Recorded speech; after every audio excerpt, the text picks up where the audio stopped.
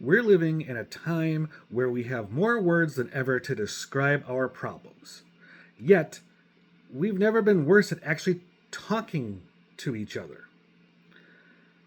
Have you noticed how we throw around terms like patriarchy, misogyny, equity, like they're grenades? We toss them into conversations to end them, not to start them. But here's the thing. I don't believe that most of us know what we're saying. We're using $10 words to describe $1 feelings. There's there's actually a psychological term for this, and it's called semantic satiation. It's a phenomenon whereas repeating a word over and over causes it to lose its meaning. It becomes a weird sound. And that's exactly what's happening in our culture today. We've said these words so much on social media that they literally have begun to disintegrate in our brains. We're reacting to the noise of the word, not the truth of it. So, with that said, welcome back to Perspectives of Jerry. We're going to slow it down a little today, and we're going to look at the actual research and history to see how these words became weapons. But before we do that, I need you to help me out here. If you want to keep supporting this independent research-based talk, hit that like button for the video, subscribe to the channel, and I can keep things going here. All right, if that's already done, let's get into the deep end of all this. We're going to start with the big one here. Patriarchy. People treat patriarchy like it's a personal insult towards every man in the room.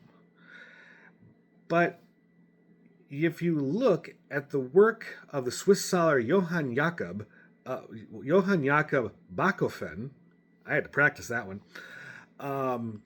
or other modern anthropologists, you'll see that it's a technical term for social organization.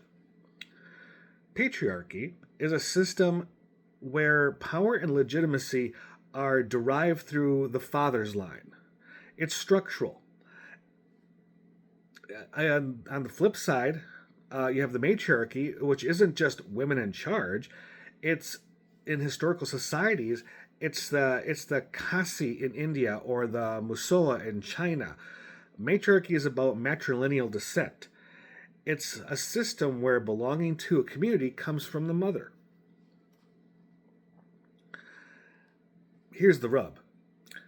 Bachofen argued that agriculture actually shifted us toward patriarchy because it focused on the ownership of property.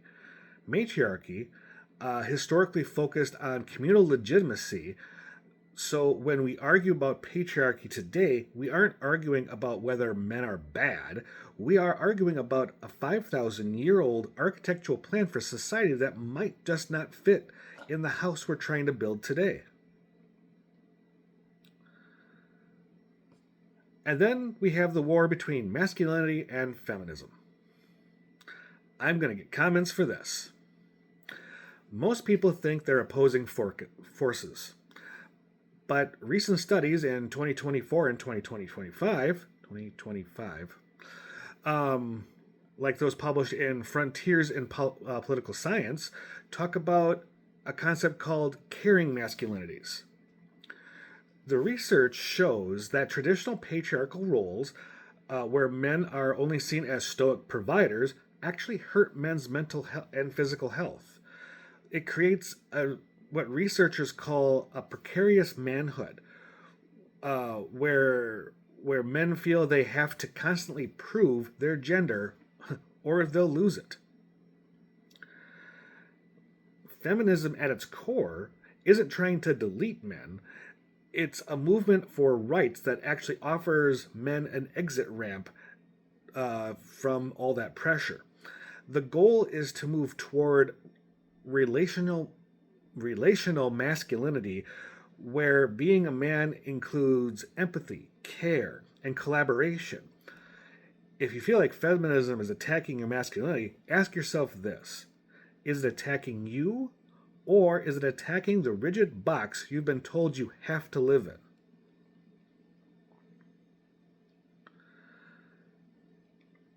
Now we're going to get to the hate.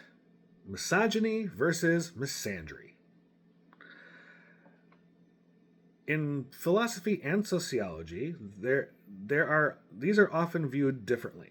Philosophers like Kate Mann argue that misogyny is the police force of the patriarchy. It's the social policing used to keep women in their place. Misandry, on the other hand, is often discussed as a reactive emotion. It's often a response to historical or personal trauma.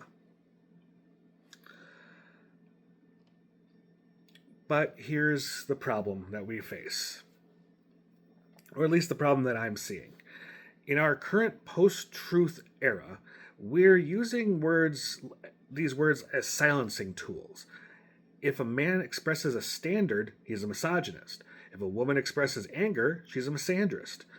When we weaponize these labels to shut people down, we're doing what psychologists call epistemic silencing.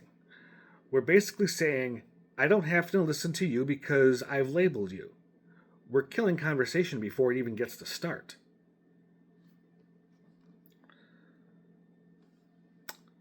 And finally, we have the how-to. Equality versus equity. Social equity theory, which goes back to thinkers like Rousseau and John Locke, tell us that simple equality isn't always just. If you give a native English speaker and a non-native speaker the exact same textbook, that's equality. Okay. They both got the same thing, but is it fair? Equity would be giving the non-native speaker a translator or a bilingual text. People get scared of equity because it perturbs power relations. It feels like a handout, but in reality, it's just acknowledging that we aren't all starting from the same 50-yard line.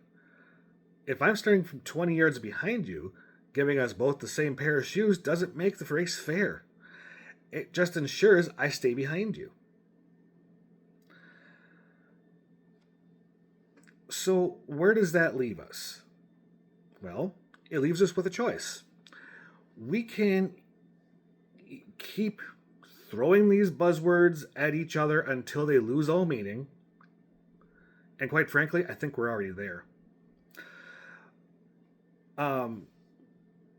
They'll become meaningless sounds in a void. I mean, really. I think we're getting close to that already, so we really need to slow this down. So we can either keep doing this, or we can do the hard work of actually learning what they mean so we can fix the systems that they describe. We need, as a people, to stop speaking at each other and start speaking to each other. Listening with intent, talking with intent, and knowing what you're saying before you say it. Now, people are going to make mistakes. People are going to get things wrong. And the idea is they should be open to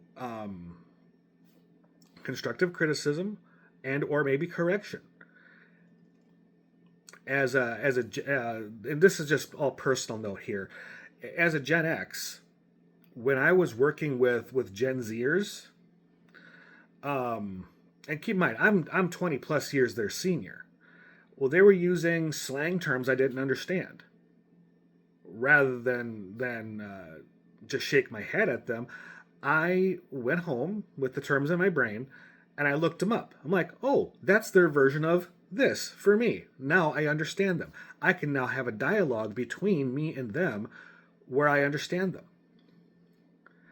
And maybe that's just the simple version of it, but if you're going to use these big terms, if you're going to throw out these $10 words, you need to know what they mean, and having a working knowledge of how to implement them in your speech patterns. That's just me. And honestly, I'm guilty of using big words first going, did I? And then thinking to myself going, did I use that word correctly? In any case, I hope that this deep dive helped you all see past the buzzwords. And maybe gave you an idea of what some of these guys actually mean, and maybe, just maybe, we can help society, heal a little bit. Now, if this helped you, or gave you a light bulb moment, please do me that favor and hit that like button. Subscribe to the channel, hit that notification bell so you don't miss anything, because it lets me know that you're enjoying these videos and getting something out of them so I can keep creating them.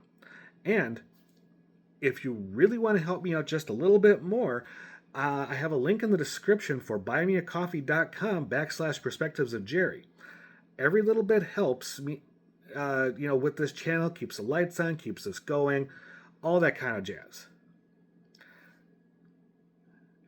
And also, if you're interested, in the description, I'm also going to link the articles that I referenced throughout this talk. As I've been doing these videos that have been more complicated, I've been starting to use more references, and I want to make sure that you know what these references are. All right, folks, that's enough of me talking for the day, or at least for this video. I'm going to let you go. Once again, I'm Jerry. This has been a Perspectives of Jerry. I really thank you for spending this 10-12 minutes with me, and I hope to see you in the next one. You have a great one. Cheers.